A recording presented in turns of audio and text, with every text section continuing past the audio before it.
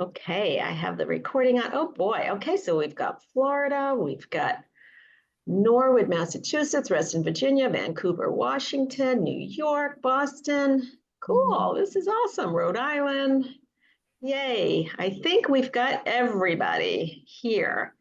So for those of you who I haven't met yet, I'm Rebecca Gold, and I'm the founder of Yogic Writing, and I hold writing groups and writing classes, mostly women's groups, which is what this is. This is a Yogic Writing Circle, and I put the website page in the chat if you want to know more about it. But basically, what we do is we're a circle of women, and it's open to anyone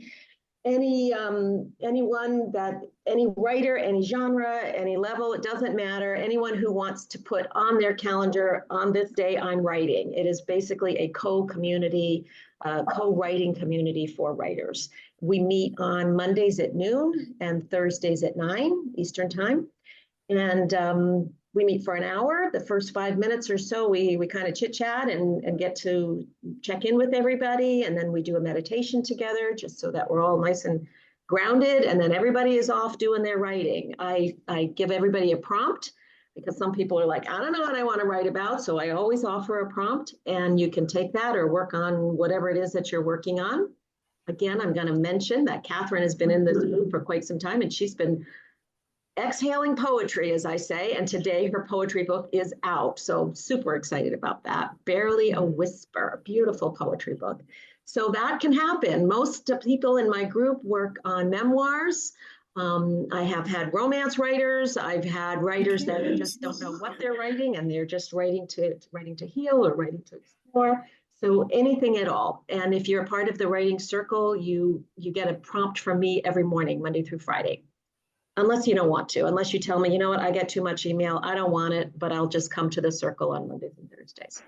So just want to let you know that. And once a month, we do this. Once a month, I invited everybody and everybody's friends and a special speaker. We've had a children's book author. We've had a couple of different writers and authors come in, both traditionally published and self-published. Today we have guest speakers that are next month we're having one about time management. So I try to get a variety of speakers that will just kind of help us, inspire us, and teach us more about the writing world. And today I am super psyched to have Angela Todd, that gorgeous gray flowing hair, sitting here in my Hollywood Square top left. And Angela is a writer. She is a woman's activist. She is an archivist, a historian. Angela wears a lot of hats, but I would say that all those hats come down to one thing, which is getting women's stories out in the world, which I love, and getting women's stories in our history books, which I also love. And I think, I don't know, for me, I feel like today more than ever, we need that. Oh my God, do we need that, right? I feel like we're kind of quieted all the time. We're kind of crushed under the radar. And now we need to figure out how to get all of these stories told in the world and in our books. If you have any questions when Angela starts talking, we will have time for Q&A at the end. But if you have any questions while she's talking, feel free to put them in the chat and Angela will get to them. And then after, when Angela's done, we will have time for question and answer, because this is new stuff. I have a ton of questions already, and I haven't even heard it. So I have heard Angela speak at the Born to Rise event, which was fabulous, which is why I wanted her here with you. So anyway, so that's what we're doing. I'm going to get started now. I'm going to turn it over to Angela Todd. If people come in during the hour, I'm just going to ask them to mute, because some people, you know, whatever, everyone has a busy life. Angela, it's all you all the time. All right, thank you very much. It's allergy season, so I apologize in advance for whatever is going to happen on this call. Got done my inhalers, they don't seem to be doing the trick. So I have slides that I'm going to share, and so bear with me while I try to figure this out. My name's Angela Todd. Right now I live in rural Western Maine in the Oxford Hills, and I just moved back home home to Maine to see about my parents a couple of years ago. For that, I lived in Pittsburgh for 30 years. And I love the smell of the pine trees, but I do sometimes find myself thinking, oh, yeah, this is why I left. So, see if I can move my little faces around there. Okay. Ooh. Okay. So I'm going to talk to you today about how ordinary women make history. This is my life's work, and I'll map it all out for you in just a second. But I do want to say before I start that women love my work. I bet every woman on this call loves the idea of what I do. And a couple of years ago, I went to a big women's expo, shopping extravaganza, authors, self-help, everything. And women came up to me in groups and they were like, oh my God, this is so important. We love this so much. And when I would say, oh, well, let's talk about your archive, they would go, no, not me. I haven't done anything. I'm just a housewife. I never had kids. I haven't done anything. Over and over again. So I've had to change my presentation work to be about inviting people in a different way. Because I feel strongly that personal history gives us a foothold into big international and national events. I am an archivist. Sorry for the blurry picture. I worked in a botany archive for 18 years. So it was all focused on botanists. It was a repository of alternate resort, which is a mouthful, but that meant that people would come, and I'm going to use Ron Stuckey, the guy in the blue shirt, as my example. Ron was hired by the Ohio State University to study, let's say, water plants. And so Ohio State has decided that they're going to be the foremost authority on water plants or water plants and adjacent mosses or whatever, however they define it. So they got all the best botanists. They all did research and wrote papers, and they're like, yes, they're gobbling it up, that we're going to be the foremost authority. Great. But as Ron got older, and this happened a lot, he was like, I'd really like to write a biography of my mentor. I really remember those weird plants in my yard at home. I'm going to do a little research on the plants of my hometown, which is fine. He had the time and the resources. But when he came to retirement time, Ohio State said, no, we don't want that stuff. We just want the stuff we planned for. The water plants and adjacent mosses. We don't want all these other things. Which taught me how fragile history is. Right? So people plan for and almost script what they're going to collect and save. And things outside of that realm, unless there's a place like the Hunt Institute where I worked, to catch the safety net, to catch all the history that doesn't get a clear place, that a lot of that can be lost. And history is fragile in another way too. When I got there, we had a card catalog. Remember the card catalog? For those. Yes. And it was organized around the botanists that we kept information about in addition to their collections. So to be included, you just had to be a botanist. So simple, so clear. Except that when women were allowed into universities and started getting botany degrees, well, they weren't hired. They would be a secretary to a botanist, or they would marry a botanist, or they would be a lab technician. All three of those categories did not qualify for inclusion. So I spent my 18 years, or probably 16 of those. The first two, I think I was trying to figure out what was going on. But I spent a lot of time trying to get women and people of color into the archives, because they'd go through the educational pipeline and then kind of disappear. But that's not really the truth, right? It's just that one boundary of definition kept them out of the historical record. I was there a long time, and eventually, instead of sitting in a back room, reading handwritten letters, a big box full of them, I had to start thinking about data migration, which means going from floppy disks to zip disks to CDs to DVDs to the cloud, right? We had to keep moving all our data forward. That did not interest me in the slightest. Geomapping where everybody, nope, not interested. So I left that job to get out on my own, and as you can tell, focus on women. And I'm going to tell you today about 3 very ordinary women whose collections and stories I've worked on. Elmira was a sharecropper's daughter in Mississippi. Her youngest child asked me to do an oral history with her, and it was fantastic. She started working on the family farm when she was 6 or 7. She tended the chickens and the cows, and she tended some crops, and she even did some plowing. So she worked hard, but she also loved school. And it was great because she, I think because her daughter was there, sometimes the kid wants to stay and sometimes it's an impediment. But in this case, it was great to have her daughter there. And she, just like she was talking to her daughter, no pride at all. She was like, I loved math and I was good at it. And I was smart too. And it was just so great to feel like she was ready and able to own that. So many of us have trouble with that. She only got 1 whipping at school, which she bragged about. That was wonderful. Loved the spelling bee. She went to the little country school until 6th grade, and then she went to the town school, which is a Rosenwald school. Rosenwald schools were, it was a funded project started by Booker T. Washington and Julius Rosenwald, who was one of the 2 that co-founded Sears and Roebuck. And so they set aside funds. This picture is the historical marker going in at Elmira's school. So she went to a historical education facility.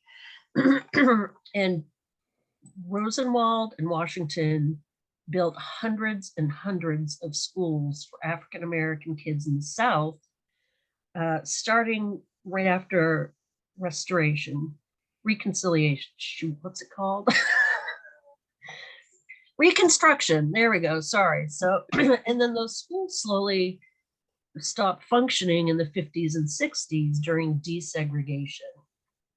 And I use that word advisedly because I think integration makes it sound blissful, and it was very difficult even for Black kids to move up the ladder. It was agonizing, and one of Elmira's daughters has a very heart-wrenching story about it, but we're going to focus on Elmira. So about the time she went to that town school, her mom passed. Her mom is Lizzie here on the left, and it was under some kind of mysterious circumstances. There's a rumor inside the family that one of the ladies from church poisoned her because she was married to a very handsome landowning Black man in their town. We're still slowly, the daughter's, poking away at it, trying to figure out what really happened. But when she passed, Elmira's dad had his mom move in, Clara.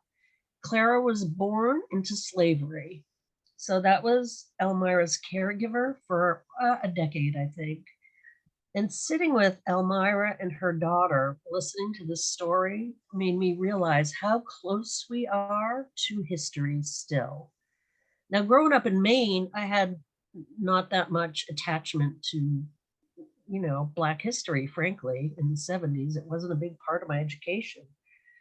But to be there in that moment, 50 years later, I was like, wow, I can, I can almost touch this person who's so shaped by it still. And I think that part of personal history is to keep us connected in a visceral way to those big narratives of historical change. So Clara moved in, and I think she had a profound effect on Elmira. I didn't get to ask her that specifically. We were off on a different tangent or different path. But Elmira spent her life in service in her community. She was recruited as a teacher. She did not apply. They came and got her and said, we need you in this school. She wrote for the local paper. She represented her Black church at regional and national functions, and they were mostly white, And she was a poll worker. Year after year, she made sure people could vote. Her granddaughter said to me, man, she knew when we all turned 18, and she'd come over flapping that voter registration sheet. It's great. Yeah. So it's, she was a force in her family.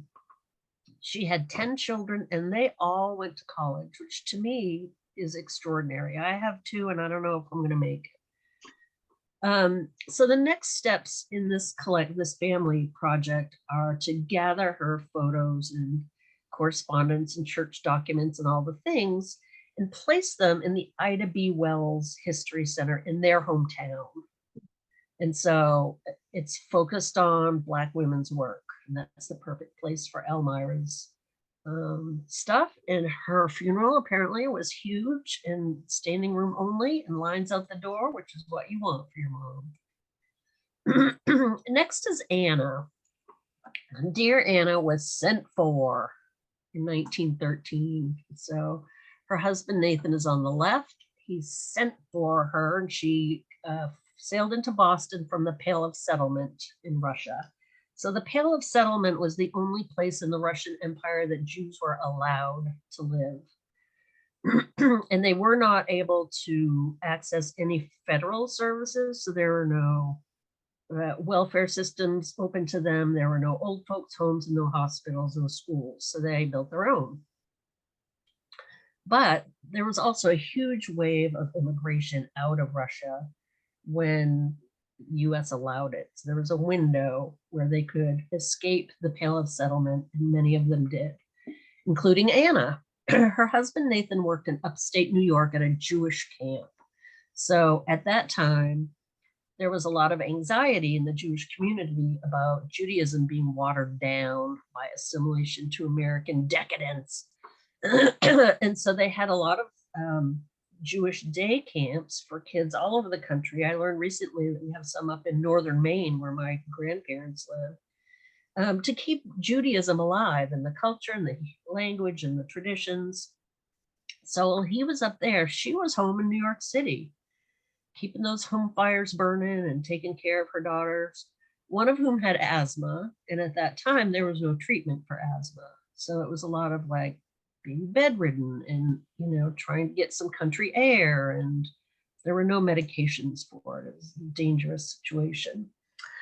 So she had 4 sons and 4 daughters. Here she is with the red arrow in the middle of her daughters.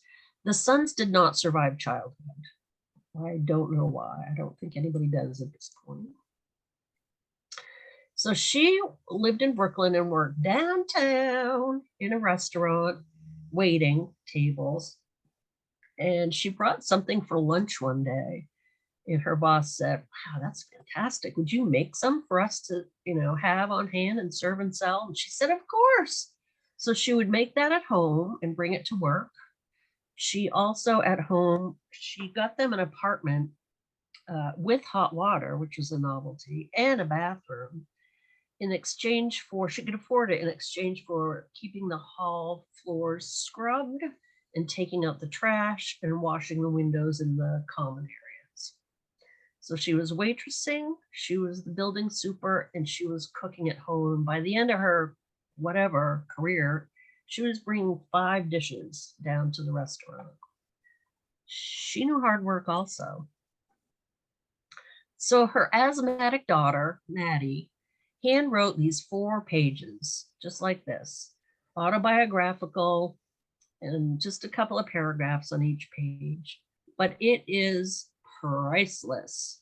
One of those paragraphs, you can see here she's talking about being miserable with her asthma. But one of those paragraphs was about a story that Anna told her daughter about the pogroms in Russia and how she would hide in the kitchen cabinets when they would come into their house to either beat them or steal from them or whatever. And I feel like that is one of the beautiful things about oral history, women's history, autobiography, is that connection to what it was really like. Of course, we think the pogroms are awful. Of course, we think violence is terrible.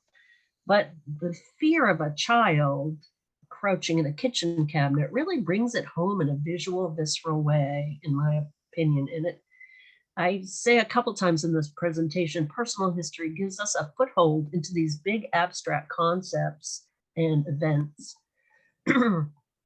So this collection was pulled together. Actually, when Maddie's daughter died, her family found a storage unit full, 6,000 photographs, handwritten stuff, cards, correspondence back and forth with the rabbi, et cetera, et cetera, et cetera.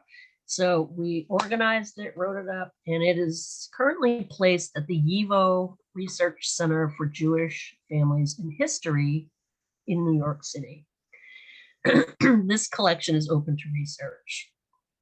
And one of the things that I find incredibly valuable about it is there's information in this collection that I couldn't find anything about anywhere else.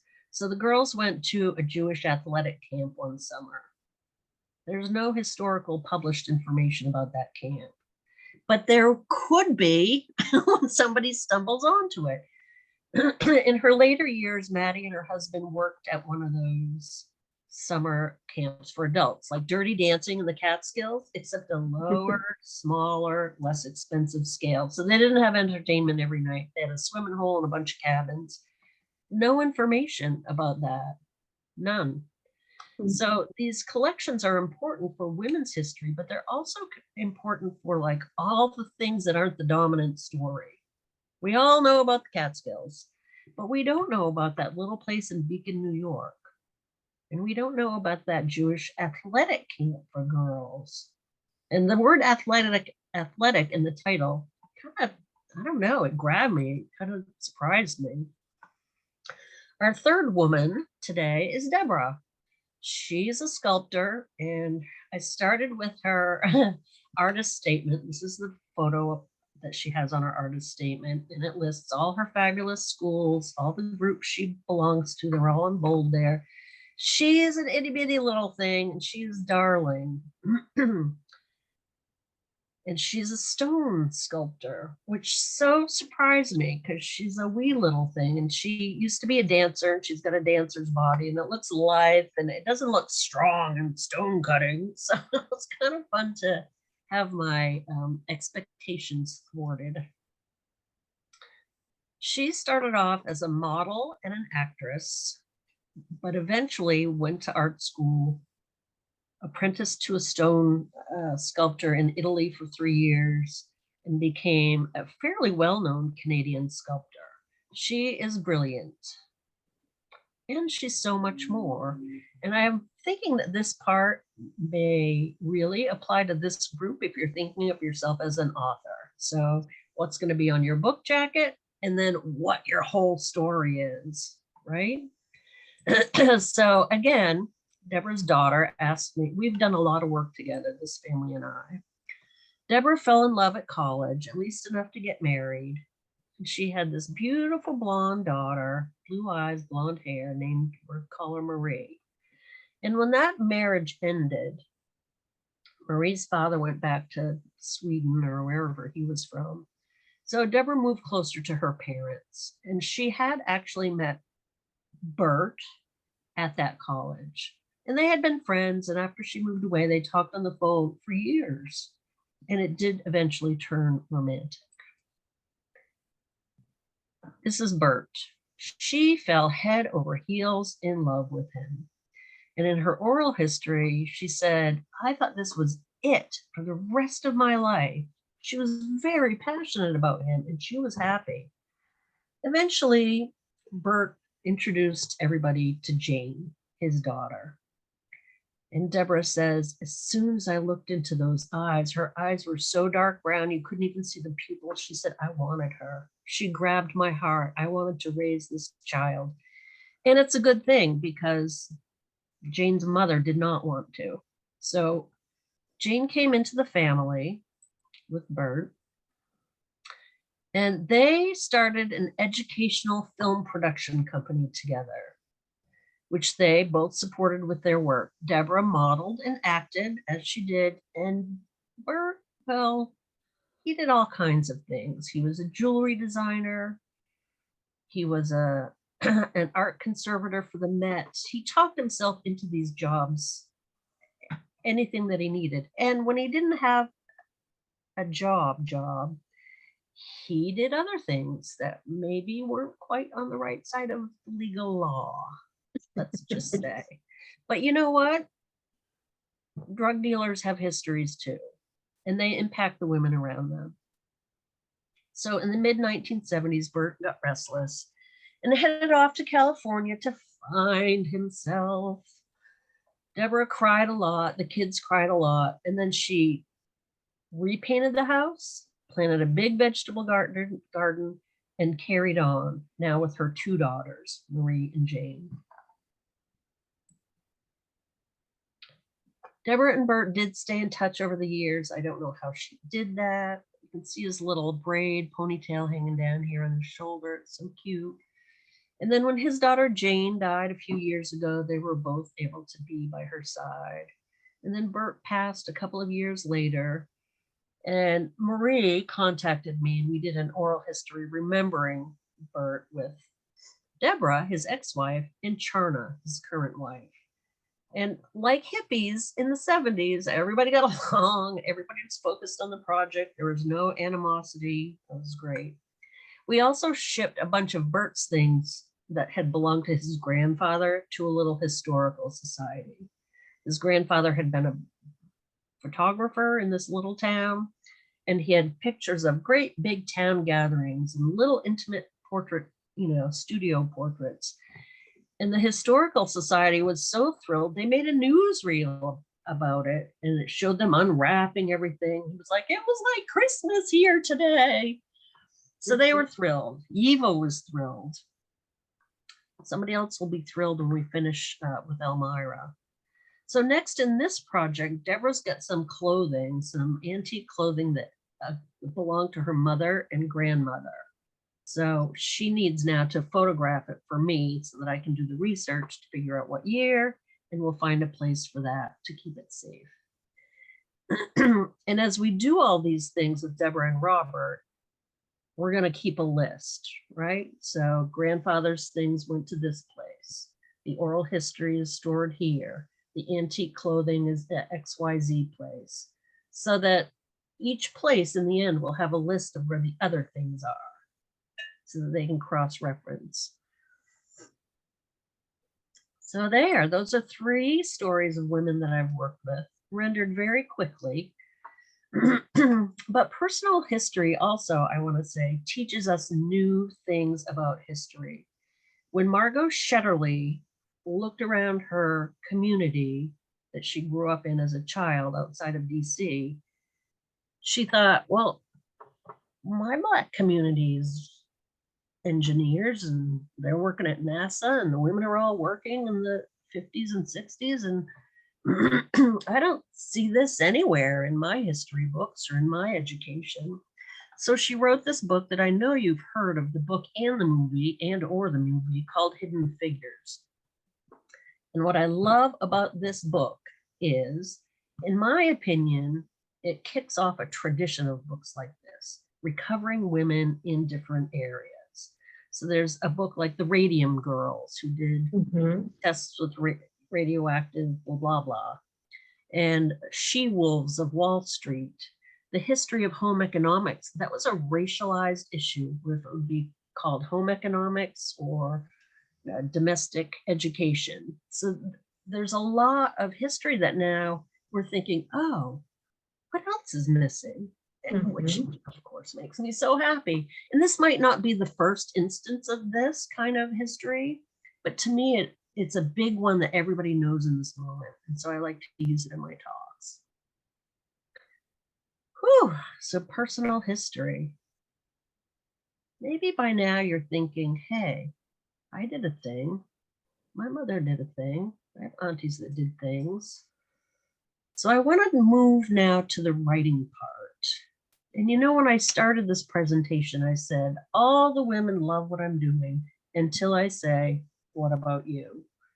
So I have a couple of writing prompts that I've done with other women that I hope will put the lie to that. Now, y'all are writers, and I feel a little intimidated because I've not done this in a writing group before. So you may not have the same kind of like, I haven't done anything attitude, but I'm going to go forward and see how it goes. And I'm calling this Lists of a Lifetime. And I'm going to ask you to make a list. And I'll give you the prompts, but when you do answer them, leave a couple of lines in between so that we're going to go back over them. So whatever it is, just make a quick list, but leave some space in between. And your first writing prompt is about your hands. So if you take a moment to look at your hands, think about all that they've done. And I'd love it if you could make a list of all those things. Just jot down a word or phrase. You may have things on your hands to remind you. My wrists are ringed in little scars, both of them, because I grew up with wood stoves. And so I have all these little marks all the way around. And that is important to my life. And I'll say more about wood stoves after the next prompt, but please take 2 minutes to do that. Thank you.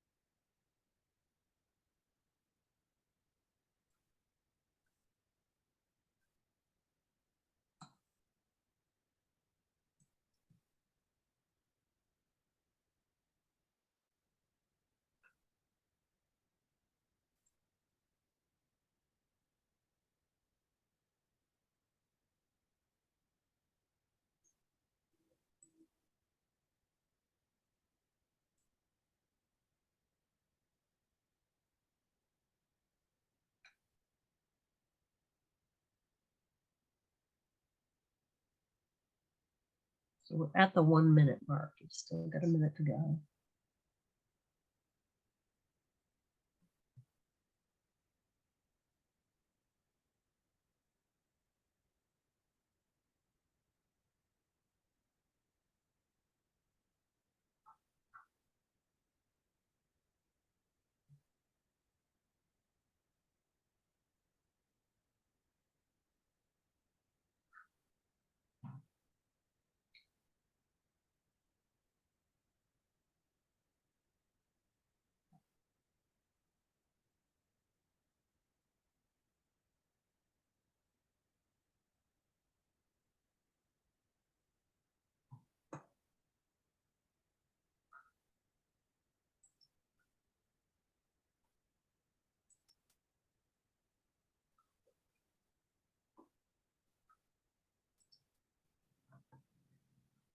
Okay, that's 2 minutes. I'm gonna look at all of your faces for a minute, if I can.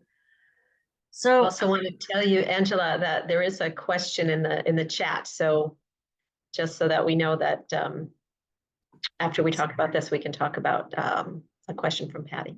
oh, super duper. So did anybody come up blank?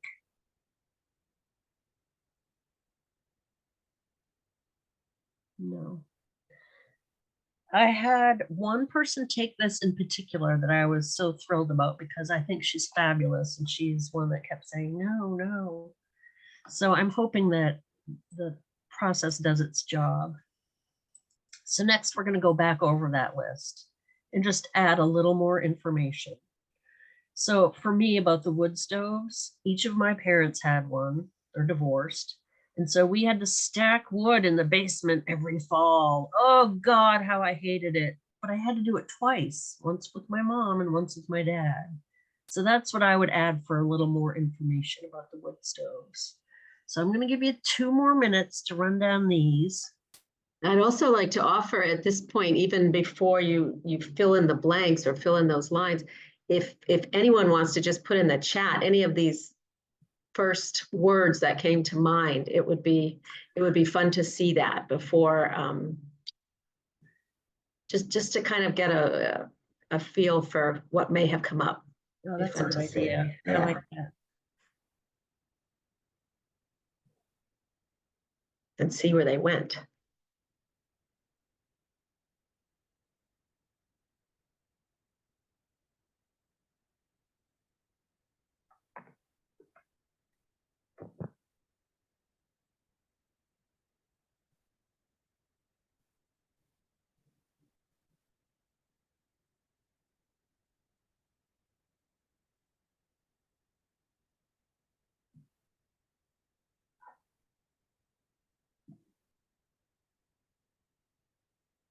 Beautiful. Love this.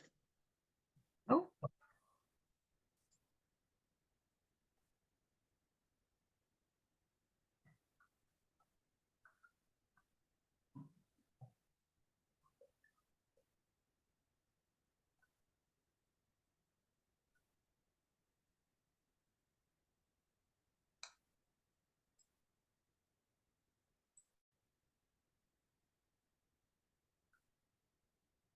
This is fabulous. I love it. And of too. course, me as the writer and the writing teacher, I would use each one of these as a prompt and say, tell me the story of how you held and nurtured babies, how you healed yourself, how you played the piano or learned of each of these things, because there's so many great ones here. Folding cloths, carrying 5 men's suits in each hand. Garden delivered a baby. Baked, grounded me in yoga. These are fabulous. Held space for others. There's so many good stories here, Angela. And they're all different. Yeah. We all have really different paths to life. And I feel like our hands are one of the things that helps us get through that. I don't know if I'm going to be able to do all 3 prompts, but I'll leave them with you if we don't. That'd be great. Yeah, yeah. Trach tubes, baked, changed traces and tubes, numb from making people feel beautiful. Ooh. Ah, trach tubes, Marcy. Gotcha. I feel like if we wrote all of this on a piece of paper, it would come out with a beautiful poem. I love Oh, that. you're so clever. I love that idea. Massage babies, elderly relaxation, tied in open, delicate knot. Okay, Ooh. so we've done this. Yeah. We've done the 2 minutes. Let's Okay. close out the chat for now. And we're gonna, do it again. So as you go back then and add a little more information, you probably can't get through the whole list, and that's okay. You don't have to do that now. But go back to the top of that list and add something about time. Now, I don't do dates. Believe it or not, the historian does not do dates. I don't remember them that way. And that's part of the problem of history, right? We're taught to memorize and remember the wrong things, in my opinion. But I can say, like, this is when we lived in that first house in Skowhegan. This is before my parents got divorced. This is before blah, blah, blah. So add a little something about time to some of these if you can. Shoot for 5, maybe 3, whatever you can do. And I'm going to set the timer for 2 minutes. And I'll show you the other prompts, and you can copy and paste them or whatever. But we'll end after that because it's taking longer.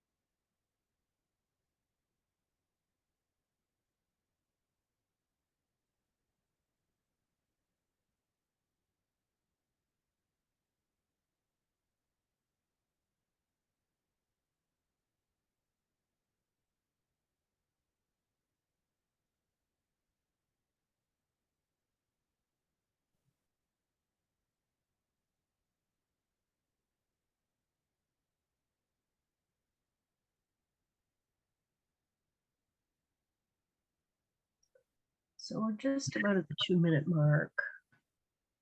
And if you would finish up.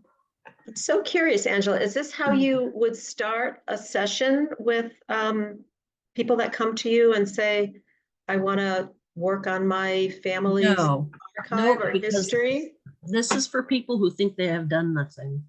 Okay, interesting. So most people, when they come to you with a specific thing that their family or they feel like they could contribute to the history. I understand. So I'm going to call it time. And would anybody like to share about what it was like? You don't have to read your writing. You can if you want to. But if anybody would like to share what they noticed, how it felt, what it was like to do this writing prompt, I would love to hear if it seemed successful, if it didn't, how it might have been better. I'd be more than happy to share. Thank you. Who's speaking? Anne. Oh, Anne. Okay, great. Hi. Wonderful. Well, aside from the nuts and bolts of the writing, it makes you appreciate yourself, and especially if you're not used to writing about it or even thinking about it. But it's for people who, well, that's what happened to me. I felt like I was underappreciating myself in having to describe it and talk about it. I worked very hard, you know, and I noticed that I need to understand that a lot better than I have. So can I paraphrase and say, I realized I'm way more awesome than I thought. Okay. Great. That's great. Sorry, Anne. It's Anne and I okay. know each other, so I wouldn't be Yes. as fresh with anybody else on the call, except maybe Marcy Randall, Beth House, Nancy Wright, just a few people. Anybody else want to say anything about what that experience was like?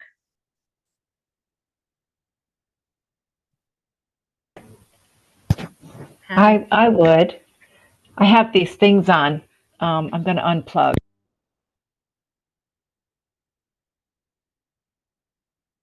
I don't think we can hear you when you unplug, Patty. I think you got to plug in because we could hear you when you were plugged in.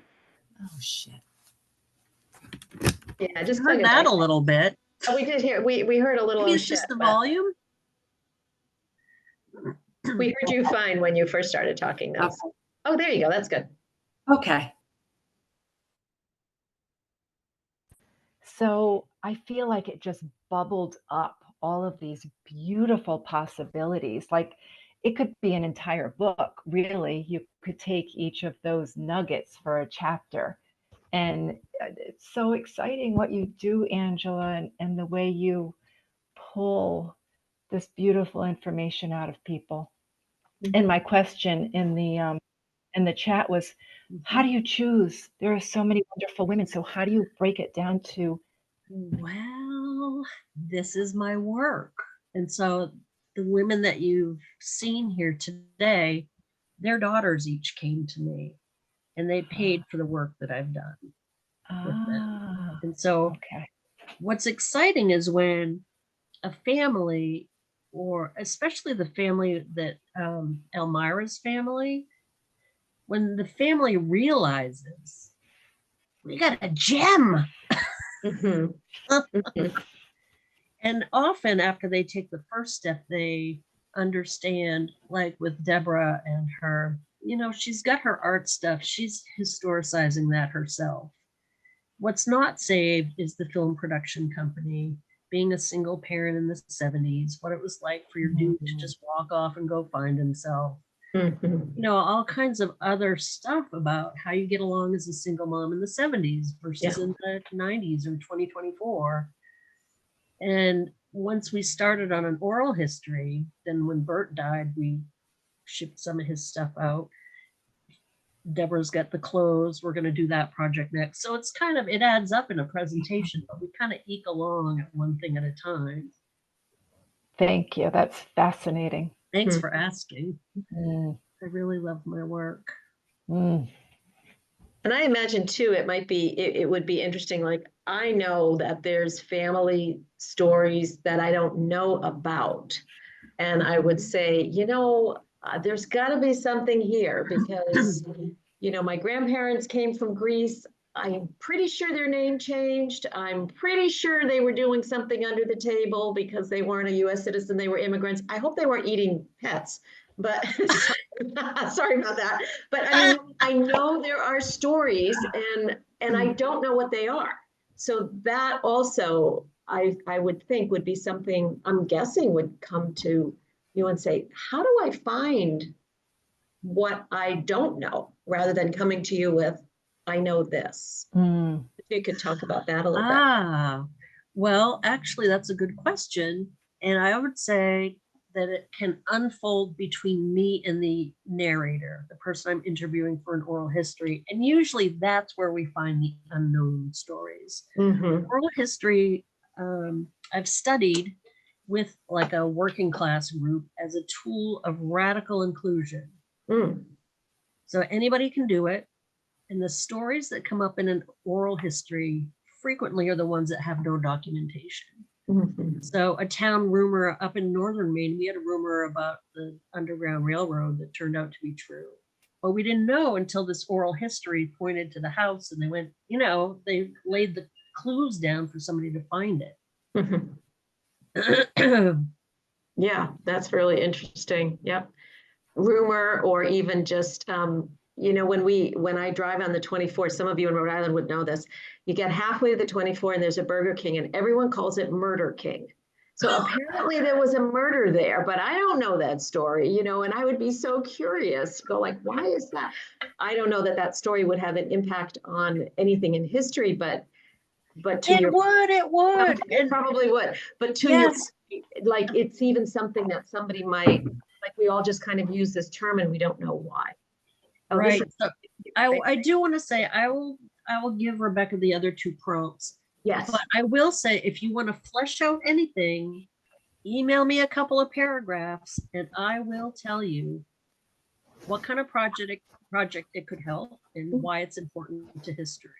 Lovely. And so, like, Elmira's mother is rumored to have been poisoned by one of those church ladies. And whether it turns out to be true or not, there's a rift in the church. So that could be the reason for the rift, even if it's untrue. Or sometimes there's a rift in a family because of a rumor. Or an oral history might uncover what it was like to meet a birth parent. Or, what happened in Vegas. Right. Love staying in Vegas after all. Yeah. So there's lots that can be saved that is undocumented.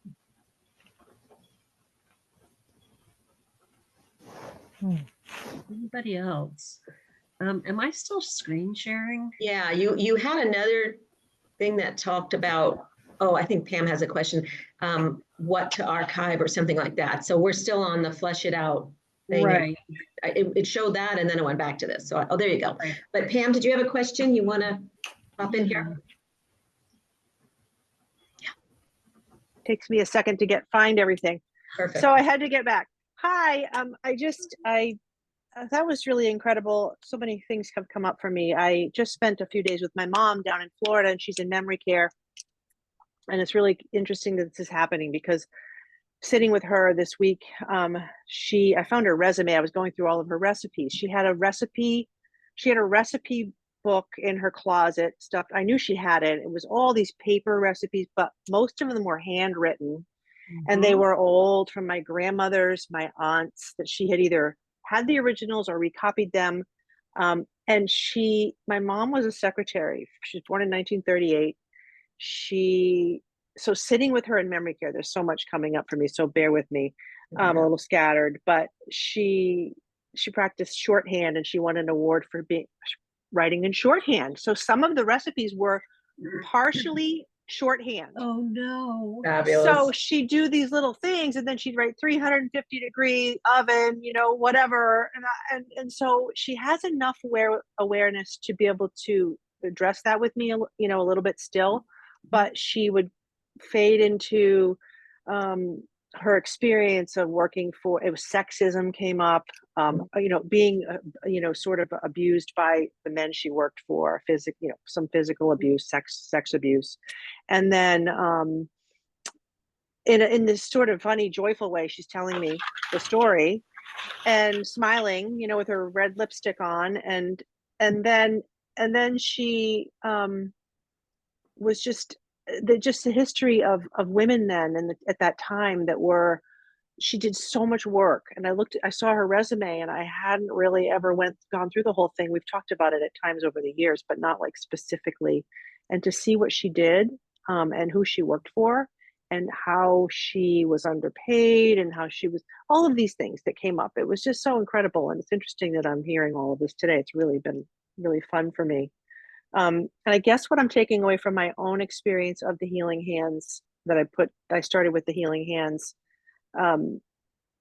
is that it's a process, and a journey of growth for women over time, from when you're a little girl to now. I feel like I had no awareness of my hands on my heart, or putting my hands on my sore knee or my toe or my, anywhere. And now as I'm here at 60, it's like, okay, how I can look back at that history and see how I've changed and grown, and how I do things differently now, and how I'm more consciously aware of the subtleness of all of these things we're doing and practicing, and how you can't know it then when you're little, really, right? You have to experience. It's about experiencing it. And here we are doing that. So thank you for all of this. It's really amazing. And yes, I think, like Patty said, we can take every one of these things and just go off, on some chapter or whatever, or book or something, it's incredible. Thank you for bringing up memory care, because I do want to say, in my opinion, it's never too late. Never. There's a point in memory care where it might be too late for some things. But I've given talks in person, and I have a thing of Nivea face cream. Remember that? Yes. I remember that. And I take the lid off and pass it around, and people smell it and go, oh yeah.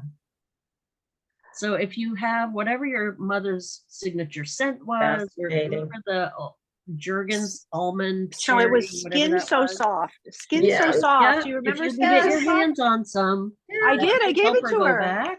I did. But also music. Music. She was singing out loud to Etta James and Ella Fitzgerald, and that was prompting her to tell me stories. Yeah. And it was so incredible. And it was hard, but but really incredible. And so anyway, thank you. You gave her a great day. You gave her a really loving gift of a great day. And I also want to say, my mom was a secretary, and Rebecca, I think I spoke about her at Born to Rise. I remember, yes. And, there's a lot that gets left out in a fun presentation, right? So my parents were divorced. We mostly lived with my mom. And she had a couple of jobs that she went home for lunch and never went back because they had her hands on her, or they, it was cold or whatever. But as a kid, it was scary, right? Not now. Now I get it. But as a kid, I was like, oh God, she seems to not be able to hold a job. And of course, had dad bitching in one ear and mom bitching about him in the other. It's just like, it's interesting how that gets read by different people in different ways. Yeah, and now at 60, I think she's a hero, Right? Exactly. And I also wonder how many of these secretaries actually are doing the work instead of just supporting the men who are doing the work. I know that happens all the time. I mean, hopefully less and less, but I wonder about that too, especially women in those years, Pam, because not many women, were able to hold jobs other than a secretary or a teacher or, a nurse. And the secretary one always intrigues me because I'm like, what are they really doing? Well, and the shorthand is a lost art. I mean, they don't even teach that anymore. So she has this ability in her brain. She could actually do it at 86. She was able to write. She would write all these little loopy things on a piece of paper. And I was like, she has that in her brain. Isn't that incredible? It was just so incredible. that she could maintain, remember that, and then not Mhm. like she asked me 20 times in one day, if I brought her ice cream for her, so it's like it's like all of that. But those early memories are the last to go. So I feel like Right. those are always the ones that are still hopefully available to us. Mhm. And I Thank want to you. say about recipes. Mhm. My grandmother, a lot of women used to write who it was from in the corner. Right. This is from Hazel, blah, blah, blah. Mhm. So that's a way to map out if you do genealogical research, which is very different from archives. Genealogy platforms are just serving you back public documents. Right. But I was able to trace, my grandmother was in a group called Eastern Star. And you could see all those women swapped recipes. And so, like, you'd see a Mhm. recipe come through from Hazel blah blah, and then a newspaper article about Hazel blah blah gets promoted to such and such a thing. And Sybil Todd's on the committee for refreshments, and she makes that dish. And excuse me, you can really unmap a network of women in food. Hmm. Unmap, map a network of women in Yeah. food. Yeah. The other thing I noticed is I have her hands, my mother's hands. Like my thumbs are moving in the same direction with arthritis, and I can actually see her hands and know that my hands are going to look like that. So I was noticing all these things, and just coming up today, it's really interesting. And Pam is the other poet in our group, so I'm expecting some beautiful poems out of this. I want to can I get all of these these little, Yes, can I get I all will- of these? Definitely. I will share not only Angela's prompts, but I will share this whole, I'm recording everything here. So I will Okay. share it to everybody. And even the people who registered and weren't able to come. I'll definitely share it, and I'll share the prompts. And tomorrow we meet right here, right now, either tomorrow or Wednesday. So we can go further into that. But yes, I love that. I love that whole idea of, it's the family archive thing too, Angela, right? It's not just a story of my mother or my grandmother, but it's a story of connecting me to my mother and my grandmother. Definitely. His grandmother. It's that connection piece. Like and you I have worked with one thing makes it I worked universal. with a financial planner in Providence who we did a presentation together about legacy building, and she does the financial part, of course. Mhm. But what good is a pot of money if you don't know anything about anybody, in Absolutely. my opinion? Yeah. Not that I'd say no to a pot of money, but but legacy building can be more complex and emotional and intellectual and more historical, not just finances.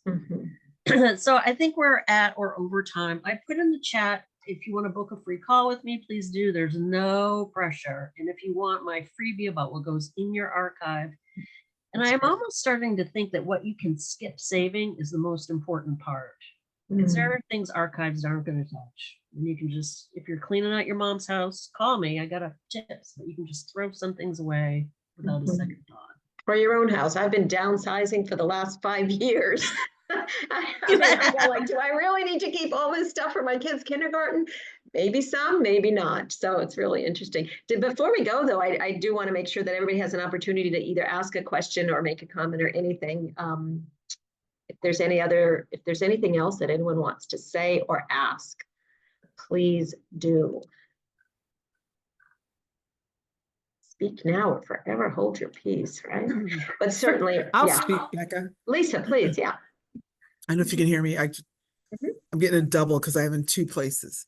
But before my mom died, I asked her lots of questions and she told me a lot. So I wrote a lot. Now I just feel there's so much missing, even though I got tons.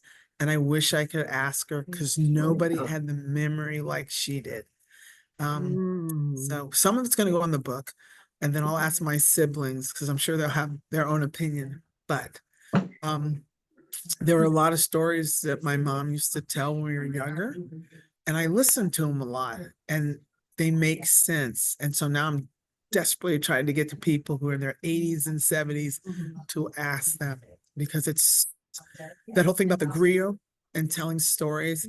That is how I know for African American families, that's how history is passed down, because it never made it into the books. Correct. Right. And one just quick thing, the thing about hidden figures, one of the kids went to UVA and she talked about how all these people sitting around talking about sending them into the moon. Everyone thought they were joking, and it was them. So yeah, No kidding. Fabulous. Yeah. small world. Goosebumps. I will say for everybody on the call, if you're talking to an elder, ask them about their grandparents. Oh, That's a good way to reach back another 50, 70 years. yeah. That's a great, because everybody, well, not everybody, but I think a lot of people, we remember little nuggets about our grandparents for some reason, like sometimes even more than our parents. It's the grandparents that we feel this real synergy with, or real comfort Right. with. So yeah, Right. that's good one, Angela. I love that. And Lisa, I have to say, I'm pretty sure you inherited your mom's memory, because you have an amazing memory. I know this about you. Lisa's writing her memoir, and sometimes the memory stuff that she comes Let me up with, get rid we're of all this for a sitting there second. Hold on. going, Can you "Who hear me? remembers that?" Yeah, go ahead. Okay. I got two things going on, so it's being a pain right now. I have this memory and I get to a lot of it. And what's happening now with my writing being stuck is that some of the stuff from my mom and my grandmother, very painful. And I'm like, okay, so are you writing this way you want it to be, or from what your mom told you? And so there's a lot going on in my head, but it needs to be told. If I don't tell it, I think it's gonna get lost. But yeah, not enjoying the burden, but I know this has to be told. So And I think, Lisa, for let me shut this off here. over time, I know that they're always missing archives. So in terms of like the Tulsa race riots, some pages of those descriptions seem to have gone missing somehow. And there are also, in terms of the federal census, there was a big fire in 1860 and we lost most of that. But there was another fire in the 70s and they lost a lot of information about people that served in Korea and in Vietnam. And they're still trying to piece that back together. Wow. Wow. Yeah, Wait, Lisa. are you talking about the fire in St. Louis? We had all the archives for the military people? I think that's where it was. Oh yeah, I know. Sorry, there's this very small connection with my family. We were out there and people who work there because my father's in the military. And I think about that all the time because so much stuff was lost. And my dad was in the military, climbing up the ladders, and that was a really big deal. I had an uncle who worked there. And when the fire started, they started asking all these people, but predominantly the people of color who were the service staff, if they did this. So lots of stories. So yeah, I was 12. I just remember everyone in the family being paranoid, like, oh my God, and my dad being in the military thinking, are they going to think I'm related? It's just crazy. Yeah, that'll never get. That's the perfect kind of example of what is never going to be recorded unless it's in an oral history or somebody that experienced it wrote it down. Because that's the stuff that absolutely. Yeah. Well, this was fantastic, Angela. I loved it. I loved hearing the women's stories that you began with. I loved the writing exercise and what came up for everybody. That was fabulous. And I know more is going to come up. And I love how generous you're being with send me your stuff and I'll tell you what's important or how it can be important and how it can be part of history. I think it's important to see the specificities of it. Absolutely. Absolutely. Yeah. But yeah, email me for any reason. I absolutely love it. I know a few people are signing off because we said an hour and we always go over. Always. Story of my life. Glad it's not just me. Thank you, Lisa. Story of my life. Even yes. But so thanks everybody for coming. Thank you so much for Angela. I will follow up, give you all the recording and all the goodies that were shared today. Thank you. This was great. This was great. I will be in touch. Awesome. See you tomorrow. Bye-bye. See you tomorrow. Bye, ladies. For some of you, yes. There's my exit button.